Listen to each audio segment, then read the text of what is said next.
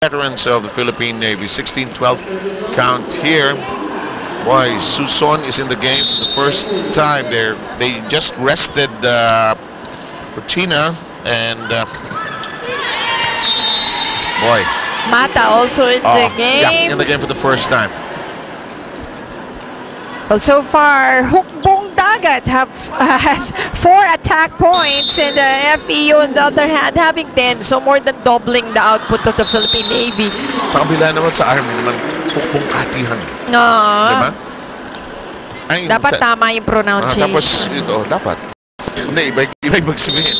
Pero ang walang problema, yung himpapawid. Himpapawid. Himpapawid. That's out. And 18-13 is the current count. Still in the first set. FEU all set to take care of the serve here. And a Palma serve. No problem. Palma. And the Navy wants to talk things over. It might be good to listen in. Let's try to step into this huddle. Hirap magkuha ng puntos, namimigay pa tayo ng puntos sa kalaban natin. Ha? Ito pa naman yung kasama natin, bawiin natin agad. Guys, effort natin ang pagpuntos sa kanila. Puntos sila sa naman natin. Tapos sila hindi sila nagiging sa atin ng puntos. Pinaghirapan natin yung puntos na yan dyan.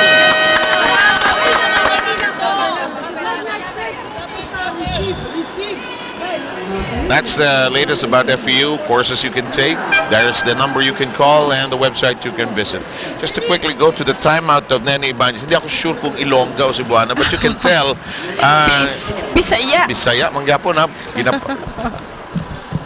Parang puntos ta, pero gahatag ta sa puntos ba? But clearly, naman. tama yung analysis niya, niya, diba? Na sinasabi niya, hindi na nga tayo mga puntos, namibigay pa kayo, tapos sila, hindi man namimigay. So, limiting the errors. Nag-chip in pa si Mai, no? Sabi ni Mai, errors natin ang i-score para sa kanila. But this one is clearly so, as, you know, Patrona has been a source of points for them, huh?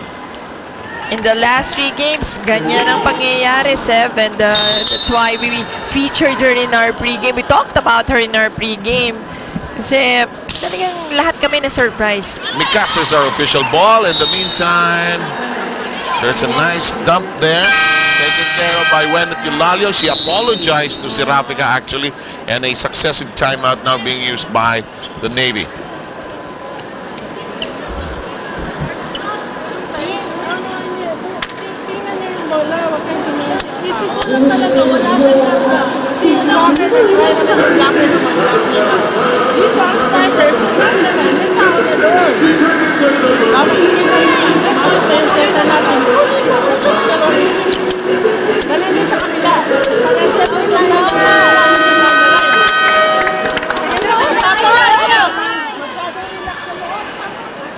Well, regardless of age, ganun pa rin natatapos ang timeout. It's a girl thing, you know. Ano? It's a girl thing. Okay. Ayoko umargue kasi... At maririnig mo lahat yan. Yung sabay-sabay na salita. Tanongin mo sa akin, alam ko sinabi niyan lahat. Oo naman. Oo naman. Yun ang hindi namin kaya mga lalaki. Kasi hindi marunong mag-multitask. Tutanes is in the game for the first time. All set to serve for all of us. Nagiging familiar role na yung server, no? Yung special role na yun, ano? And sometimes yung mga rookies start from that area. Ganun para ba? lakasan. Ganun ba? Yung lumakas na yung loob. Getting their feet wet. And then, after the serve, konting depensa. Di ba? Taste of defense muna bago huling-huli yung offense. Okay, given what the limitations are of the Navy squad, what they're trying to do is to play floor defense. They can't block.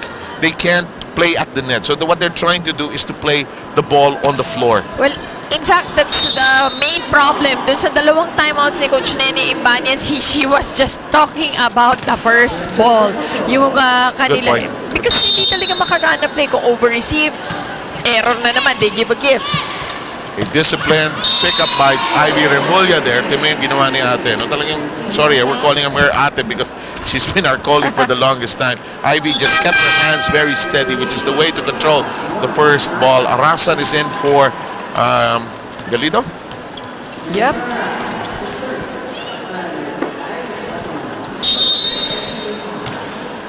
Patrona's serve being played out. Seraphica sets it up. Oh, yes, check ball. There's Check ball. going to be a check.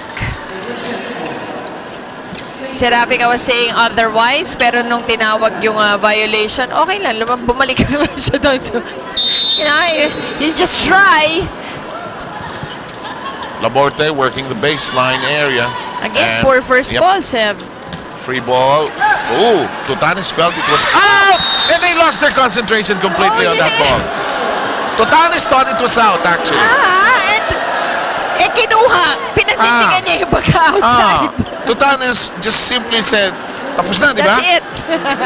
Tapos na yung sine, di ba? Uwi na tayo. 24-15, still at set point for the Lady Tamaraws.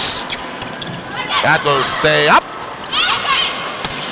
Tabaquero says, let's finish this first set, but not in the plans of the Navy right now. But Tutanes, go ahead, please. Let's see if they'll finish it. Di pa rin. Mata yelling, kuha yan, kuha yan. Tabaquero whips it down, and the first set is history. It was hard for FEU to close out that set. Took a Kasi while. tama ka eh. Yung floor defense ang finocus ng Navy. So look at their shaky shake and play of this set. FEU getting it. Getting the first set of this game.